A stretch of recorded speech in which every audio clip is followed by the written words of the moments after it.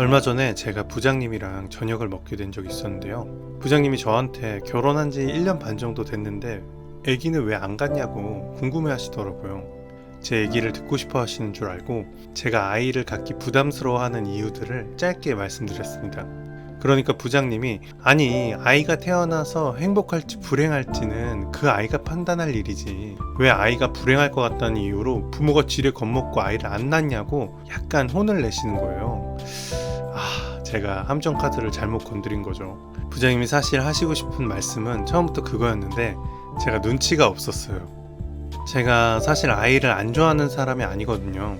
결혼 전부터 아내랑 자녀 계획에 대해서도 이야기를 많이 나눴고 지나가는 아이들만 봐도 저절로 웃음이 나오는 그런 사람입니다.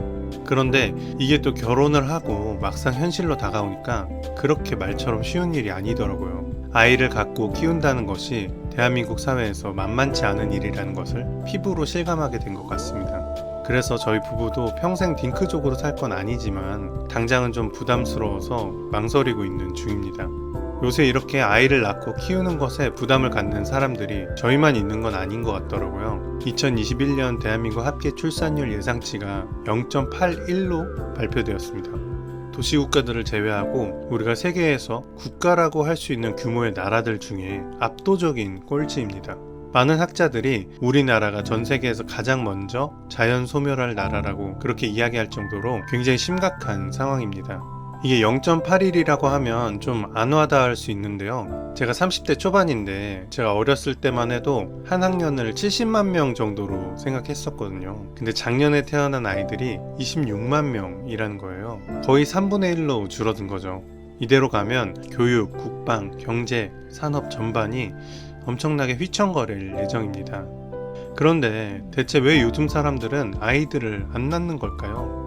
제가 전문가도 아니고 전문 지식도 없지만 현재 아이를 낳기 부담스러워하는 신혼부부로서 생각을 한번 해봤습니다. 일단 제일 큰 원인은 경제적인 어려움인 것 같아요. 아이라는 게 낳아놓는다고 알아서 크지 않잖아요. 아이를 낳았으면 키워야 하는데 그럼 맞벌이 부부 둘 중 하나는 일을 내려놓아야 한다는 거죠. 그때 가정의 수입은 반토막이 날 텐데 그 상황을 감당할 만큼 월급에 또 자신 있진 않는 거예요. 그렇게 휴직을 하거나 퇴직하면 재취업하거나 일자리로 돌아가는 게 또 정말 쉽지 않습니다. 경력이 단절이 돼버리죠. 그렇게 일이 중요하면 둘 다 일하고 아기를 아주 어렸을 때부터 어린이집에 맡겨버리면 되지 않냐 라고 생각하실 수도 있는데요.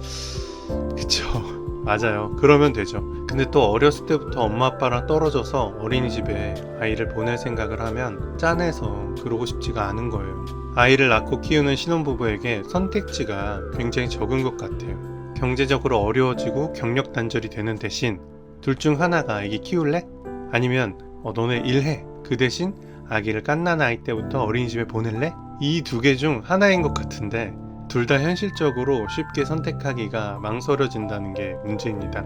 아이를 키우다가도 경력 단절 없이 직장으로 잘 돌아갈 수 있거나 경제적인 어려움을 겪지 않을 수 있는 어떤 사회적 제도가 없기 때문에 저희는 선택지가 없다는 느낌을 받는 겁니다.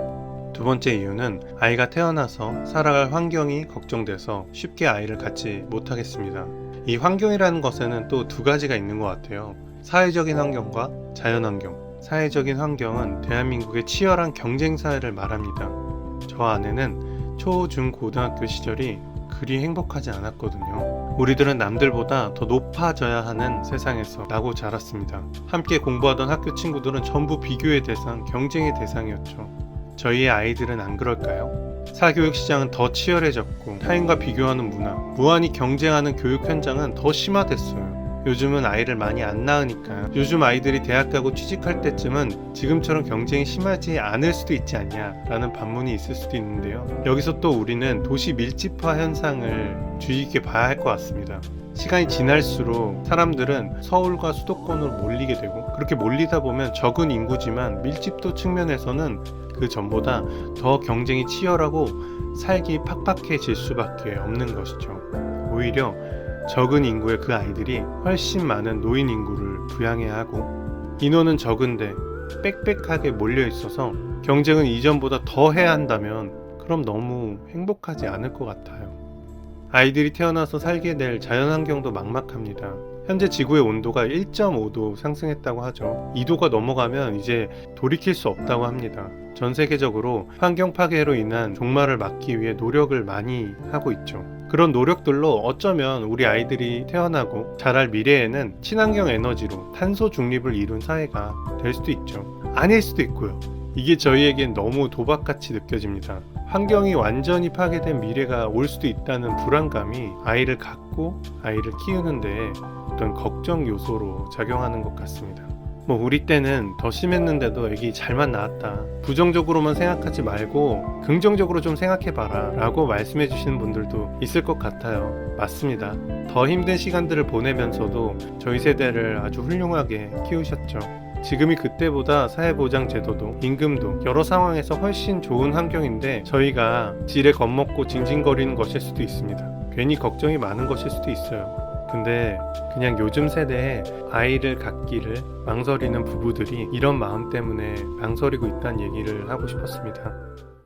네, 그냥 우리 마음이 그렇다고요. 감사합니다. 이상 근본 질문이었습니다.